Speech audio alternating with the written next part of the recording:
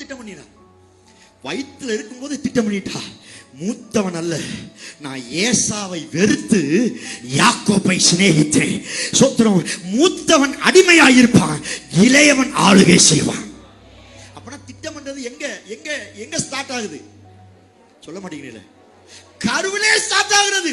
உங்களை குடிச்ச திட்டம் சோத்திரம் ஏதோ ஏதோ இப்ப ஸ்டார்ட் ஆக போறது கிடையாது. கருவிலே கத்த ஸ்டார்ட் பண்ணிட்டார். எத்தனை ஒரு ஆமேன் சொல்றீங்க? சத்தமாத்த ஒரு ஆமேன் சொல்லுங்க.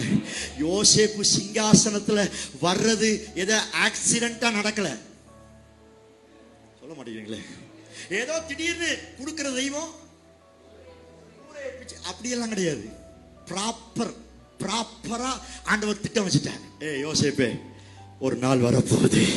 இன்னைக்கு நீ குழியில தள்ளப்படலாம், இன்னைக்கு வஸ்திரம் இல்லாமல் போகலாம், இன்னைக்கு நீ சிறைச்சாலையில் இருக்கலாம்.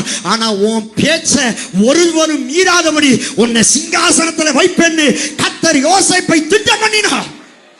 அவன் எல்லைய கர்த்தர் திட்டம் பண்ணினார். எத்தனை ஒரு ஆமென் சொல்றீங்க?